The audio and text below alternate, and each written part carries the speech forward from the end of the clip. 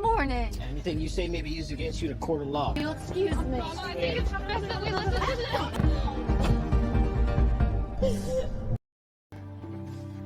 Guilty.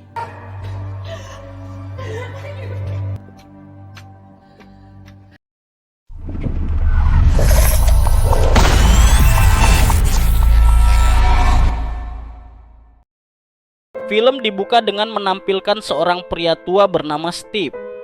Steve ini merupakan seorang duda kaya yang memiliki usaha yang maju dan juga berbagai aset. Suatu hari, Steve bertemu dengan seorang rondo bernama Celeste. Usia mereka sebenarnya lebih cocok sebagai ayah dan anak, namun komunikasi yang baik justru terjalin di antara mereka. Bagaikan ABG yang lagi kasmaran, Celeste bahkan rela pulang lebih awal dari tempat kerjanya agar bisa pergi kencan bersama Steve. And nobody to spend it on except you. Come on, Steve. And I could keep you close and take care. Diketahui jika Celeste memiliki 2 orang anak perempuan bernama Jennifer dan Christina. Mereka udah lama tinggal bertiga semenjak kepergian sang ayah.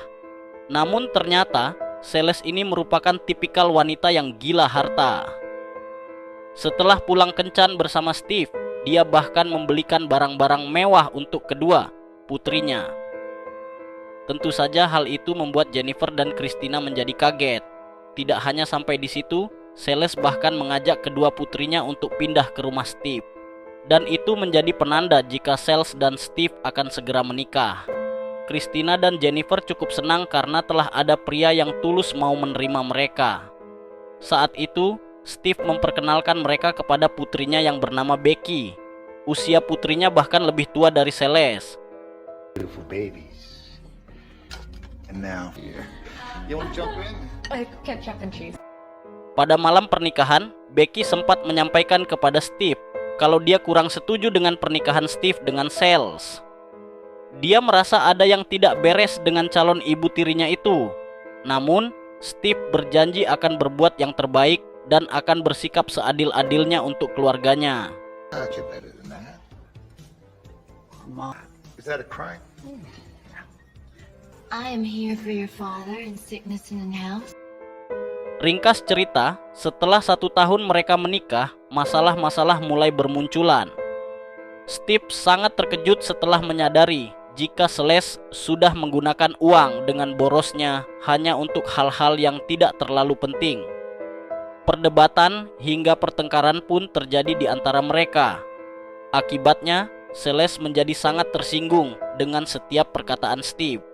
Hingga di suatu malam, tampak seseorang yang sedang membebol masuk ke dalam rumah mereka.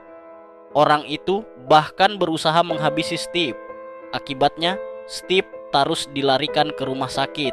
Peristiwa itu membuat Celeste dan anak-anaknya menjadi sangat panik. Polisi mulia menyelidiki kasus ini. Dalam keterangannya kepada polisi, Jennifer dan Christina tidak mengetahui siapa pelakunya. Namun, ada 1 orang yang mungkin mereka curigai dan punya motif dalam peristiwa ini. Dia adalah seorang gay wanita bernama Tracy. Diketahui jika Tracy ini ternyata kenal dekat dengan Celeste. Dulu ketika Celeste dan Steve sedang marahan, Celeste mengikuti sebuah komunitas. Di sanalah dia mengenal Tracy. Entah kenapa, semakin hari mereka malah semakin dekat. Polisi segera meminta keterangan padanya dan Tracy pun menunjukkan reaksi ketakutan. Namun, polisi tidak bisa menahannya karena belum cukup bukti. Faktanya, ternyata Tracy ini disuruh oleh Celeste untuk menghabisi Steve malam itu. Dengan tujuan untuk menguasai harta beserta aset lainnya milik Steve. Tracy bersedia melakukan itu dengan iming-iming jika dia berhasil, dia bisa hidup bersama Celeste tanpa ada yang menghalangi hubungan mereka. Tak lain dan tak bukan, ternyata Tracy ini seorang lesbong atau penyuka sesama jenis dan dia telah jatuh cinta kepada Charles. Steve yang masih menjalani perawatan di rumah sakit perlahan menyadari jika apa yang dikatakan Becky ternyata ada benarnya. Celeste hanyalah ular berbisa dan bukan wanita baik-baik. Tujuannya menikah dengan Steve hanya ingin menguasai hartanya saja. Gilanya lagi, selama Steve berada di rumah sakit, Celeste hanya sibuk menghabiskan uang dengan pergi perawatan. Hingga suatu hari, akhirnya Steve meninggal dunia. Kemudian Celeste tampak diwawancarai beberapa media dan terlihat beberapa kali menyinggung Tracy dan mengatakan jika Tracy lah orang yang harus bertanggung jawab. And I blame myself for allowing her into our life. Alhasil, Tracy akhirnya dibawa ke kantor polisi untuk diamankan. Namun di sini, Tracy benar-benar kesal. Akhirnya dia memilih untuk jujur kalau otak dari kasus ini sebenarnya adalah Celeste. Dari pernyataan Tracy itu, polisi mencoba menangkap Celeste. Meskipun proses itu belum cukup bukti. This morning. Anything you say may be used against you in a court of law. You'll excuse me. I think it's best that we listen to them. Menghadapi tuduhan itu, Celeste menyewa seorang pengacara handal sekelas Hotman Paris.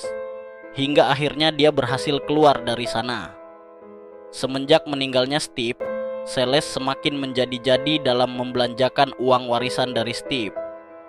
Sampai-sampai Christina merasa kalau ibunya ini telah berbuat kelewat batas. Hal itu membuat Christina dan Jennifer mulai menyelidiki kemana uang itu dihamburkan oleh ibunya. Dan ternyata rata-rata untuk berbelanja. Hingga akhirnya mereka menemukan bukti kalau ternyata ibu mereka juga mencairkan tabungan mereka yang diberi oleh Steve. Christina dan Jennifer ingin menghentikan kegilaan ibunya. Hal itu didasari oleh rasa syukur karena telah diterima baik sebagai anak oleh Steve. Namun, kebahagiaan itu dirusak oleh ibunya sendiri. Christina dan Jennifer membuat sebuah rencana. Mereka pergi menemui Tracy dan berbicara banyak padanya. Pada akhirnya, Celeste kembali ditangkap untuk diadili di pengadilan. Di pengadilan pertama, Celeste berhasil lolos karena punya pengacara yang hebat. No evidence connecting. The paint job on the walls. She said, I loved you. Namun, di pengadilan yang kedua, yang terjadi malah sebaliknya. Christina maju untuk bersaksi dan membeberkan semuanya. Bahkan dia juga merekam pembicaraan tentang kasus yang terjadi sebenarnya. Kesaksian putrinya itu membuat Celeste diputuskan bersalah dan dijatuhi hukuman penjara selama 10 tahun.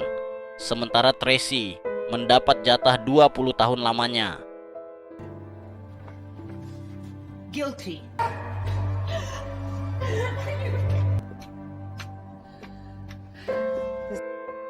Christina bersyukur dan berterima kasih pada Becky karena mereka sudah diterima di keluarga Steve. Mereka belum pernah merasakan kasih sayang orang tua seperti Steve. Film pun selesai. Terima kasih telah menonton. Jangan lupa tinggalkan like dan tekan tombol subscribe.